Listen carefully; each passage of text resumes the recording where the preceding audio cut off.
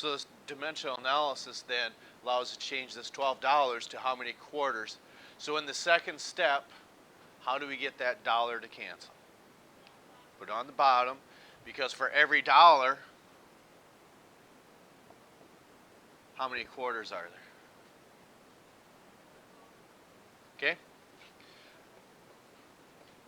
4 quarters in a dollar, right? So yeah, there's 48 quarters then in $12. Okay? So what you are doing is you're taking your factor and label method and canceling those out until you reach what it is that you're essentially looking for. For those of you who take physics, if you need to change miles per hour to meters per second, then it's a little more work than that two-step problem. But that's what dimensional analysis is, where you're taking a number and just converting it into what you have, into what it is that you're essentially looking for. Now, maybe that helped, maybe it didn't. That's our goal, to try to point you into the right direction. But as we go forward, it's not our goal here to try to confuse anybody or lose anybody in the process. But if you would, go ahead and pick one of those problems out that you feel, I have no idea what it's asking for. So pick a number, and then I need to know once what it says.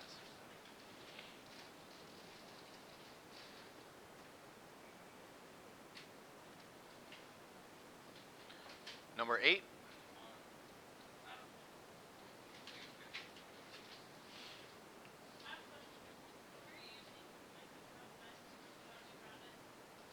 Nearest hundredth, yes.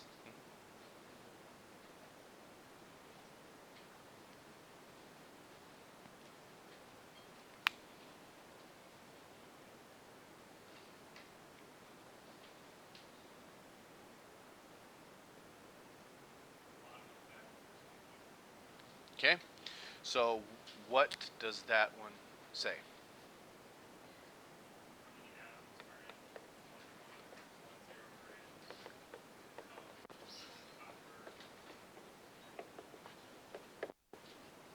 Oops.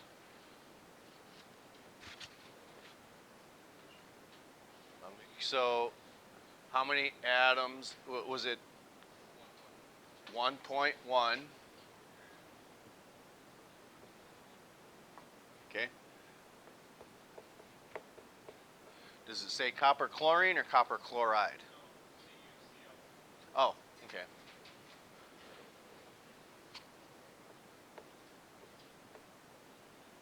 Okay. All right. So, in this case, there's only one place to start, and that is with what number? 1.10. That is step 1. Okay? So, 1.10 grams. Okay? And you can just do CC if you want, that you know that CC is copper chloride. You don't always have to write that every time. It's whatever you feel most comfortable doing. Okay? So that's what CC is, copper chloride. All right? So, in our next step, just like with the quarters and the dollars, how do we get rid of that gram? Just like we got rid of the dollars. Put it on the bottom. So we want grams to cancel. So as we proceed to step 2, all right, you correctly said grams of copper chloride goes here, and anytime you're taking elements or compounds off the periodic table, that's considered as a molar mass. So in this case, when you add those numbers, that gives you a mole of that substance. So this is moles of copper chloride, okay? But a number has to go here. We just don't pull it out of the air. Where do we get that from? This number here. Right. So the atomic mass of copper is, okay, and then what's the atomic mass of chlorine? And how many do you have? Okay, so 35.45, you double that, correct? Because we've got 2 of them. So that's, is that correct? Agreed? All right.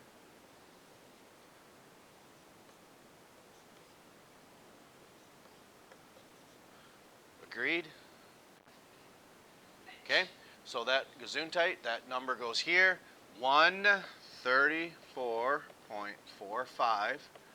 Okay? So what has happened to these grams of copper chloride?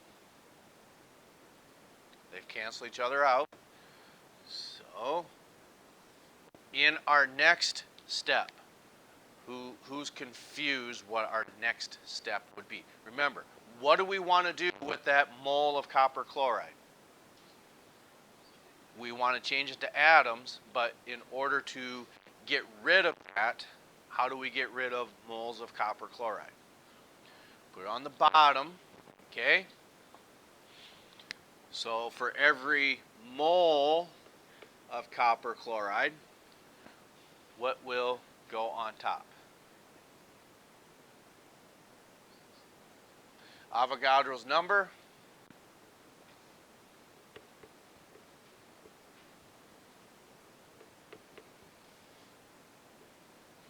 I suppose you could say atoms, particles, maybe molecules isn't the best answer to put there, but so in this case it's asking for atoms, so we'll just leave it there, or particles. Molecules wouldn't be a very good term, but we're going to put atoms. So what happens to these? They're gone, like you correctly said. We cancel them out, and what do we have left over? What's the only, what do I want to say, measurement we have left? And we're looking for atoms. Okay. Now, to me, the best way to proceed with this is if numbers are next to one another, we do what? Multiply them. And if it's on the bottom, fine. Okay, so punching these numbers in, is anyone still possibly having problems with that? Okay, so what we can do here then is find a calculator first. 1.1 times Avogadro's number, 6.022. And for a lot of you, the second button, look for those 2 E's or double E's. Then that pops up on your calculator saying exponent.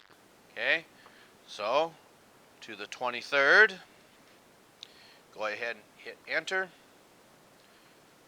Then finally we need to divide that by what? 134.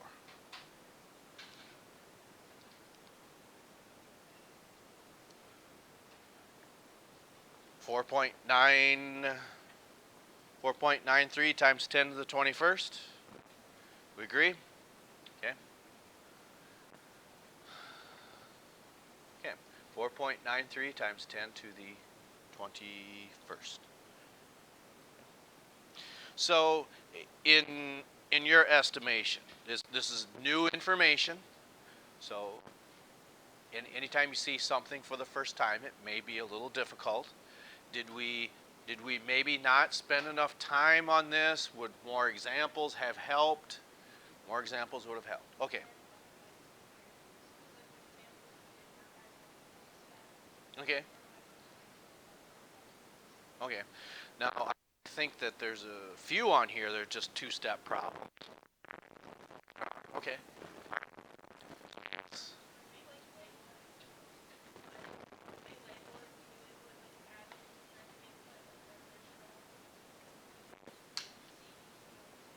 Yes. Yes. It's not a bad question. We did in physical science, but we can review that. That's fine. Okay. Is that on the second paper? Okay?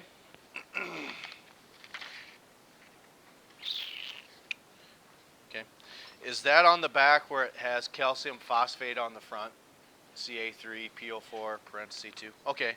So, on that paper that you're looking at, it's asking for protons, neutrons, and electrons, you're telling me?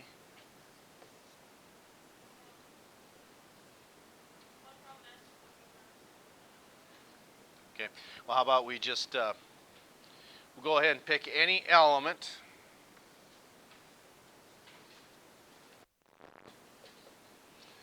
Okay. Any element on the periodic. Iodine. Okay. So in this case, all right. Say it's what, 126. We're going to call it 127. But I think that's correct. Yeah, so we're going to say, because we can't have a partial neutron. So with these two numbers up here, what is significant about that number right there? It's the atomic number, and that atomic number gives you what? Number of protons. Okay?